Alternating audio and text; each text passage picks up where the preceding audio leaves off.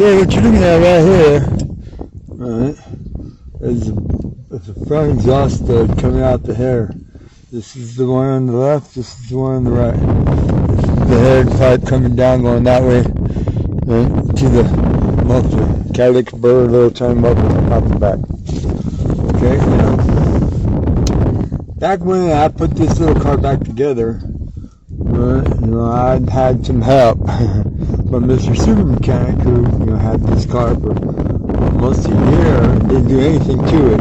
Got paid to do the job, got paid for all the parts, got a couple of bottles of whiskey, and paid for some more parts and blah blah. And anyways, Therese got this car for free, right? She ended up paying like almost $600 in parts and labors and accessories for nothing. I ended up having to go put this little car together because I was the one that paid for the right gasket set, for the head gasket, right? And saying put it back together, right? And Mr. Super Mechanic the whole time was trying to sabotage me this way and that way, any way he could. He got me one time right here, this exhaust stud.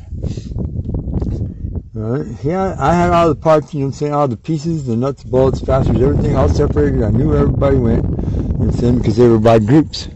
Well, the exhaust bolts somehow got, misplaced. And when I found them, I only had, I had 3 of them, but I knew that one of them wasn't right.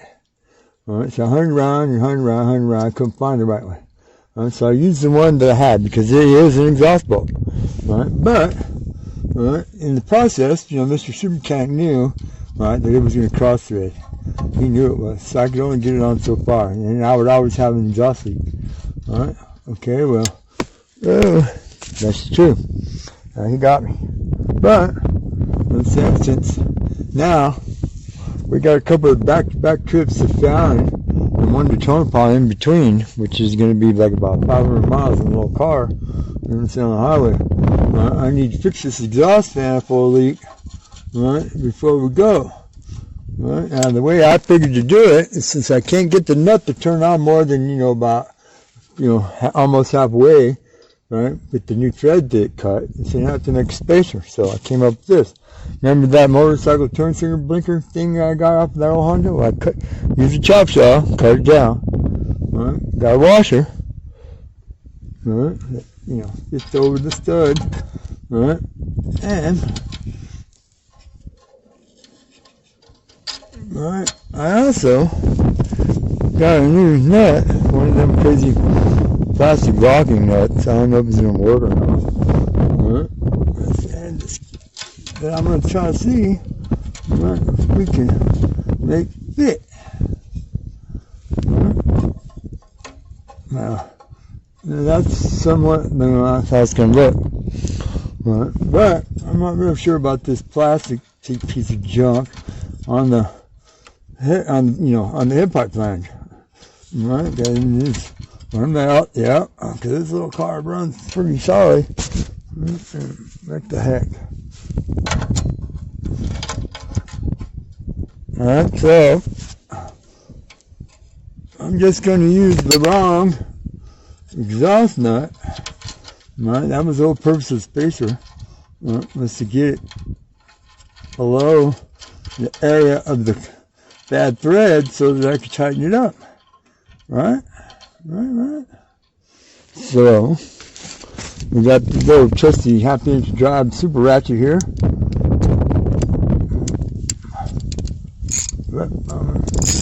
And I'm loosening the other 2 exhaust bolts already, just to make sure that this torques evenly. Starting to torque up. Ow!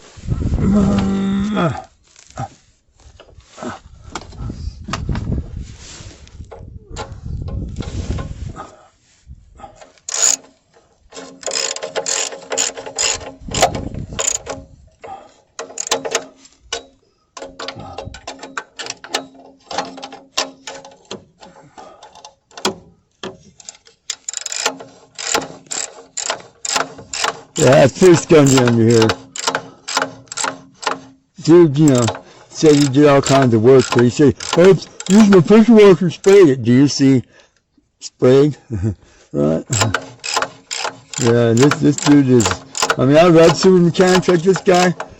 I really do. I like, because they're idiots. Alright? And they're dangerous idiots.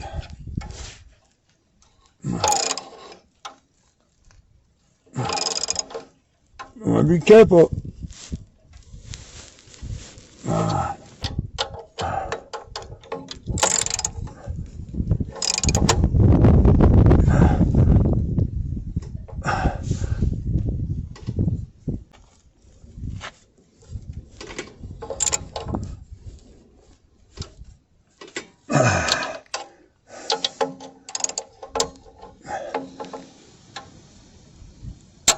There we go.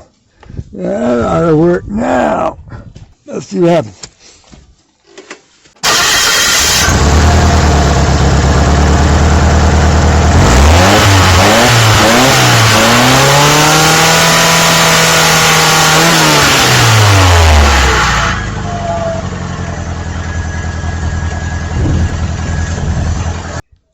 Looks like we don't got an exhaust leak anymore.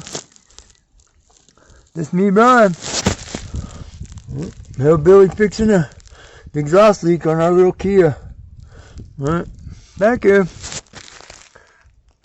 Okay, here's the second issue we're dealing with this morning. PVC valve is plugged. Got oil in the intake hose. Chugging along. I pulled the plugs, they're all dry, clean, good. You know what I'm saying? And the rubber's all down in there. I broke it getting it out because it's all hard and cracked, which is a leading indication that the PVC valve is plugged with the oil in the intake. That's what it says in all the forums. Blah, blah, blah, blah, blah, blah. So, I need to replace the PVC valve. Okay, well.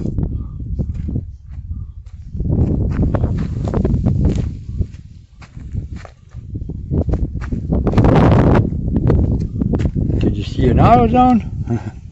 I didn't either. So, kicking around in the shop, look what I found.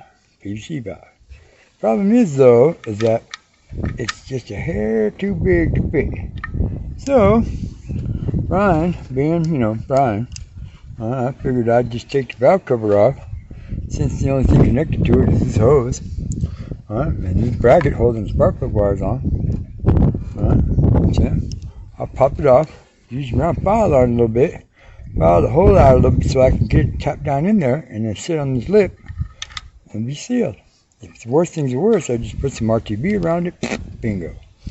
Alright, our PVC valve. So, now we're going to stop. We're going to go sit up in the shop, get the stuff, tools I need. Looks like a 10mm socket and a ratchet. Alright, I think I got 7mm right now in my pocket. Or I could just pull the plug wires off and take it out with it. Alright, and pliers. And we'll be right back.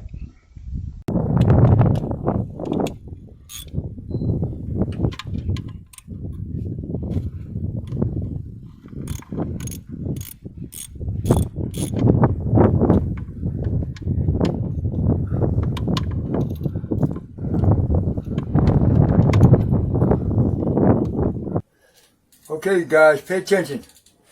Alright. I'm about to make a modification to the valve cover on our little Kia, right, that I can't undo.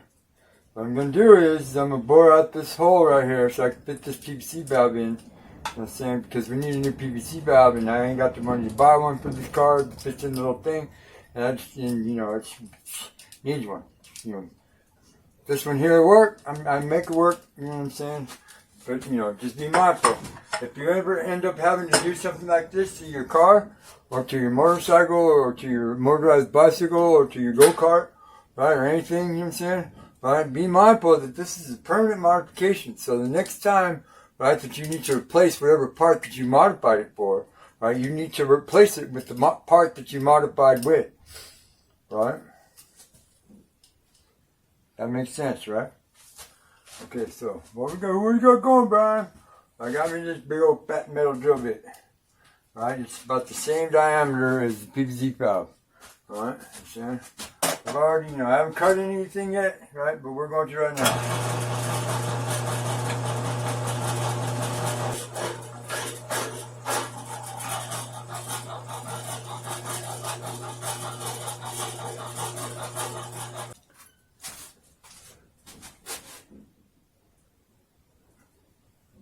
think I got it. Just, you know, I could go down a little bit more. Right? I don't want to go too far because then I don't want the PVC valve to fall through the middle.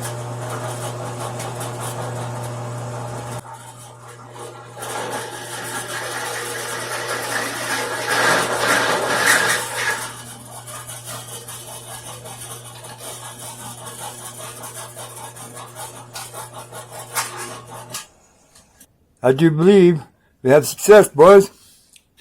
Alright. Let's go find a little plastic camera. Where did I do it? You guys do not believe some of the things I use for a camera stand.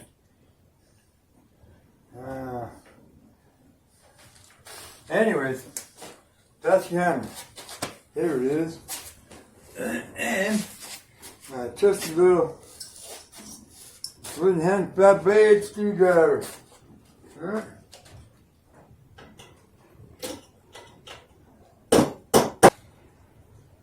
I'm pretty sure that's airtight. There you go. PVC valve replacement on it. That 1.6 liter Kia single cam with a Mazda engine.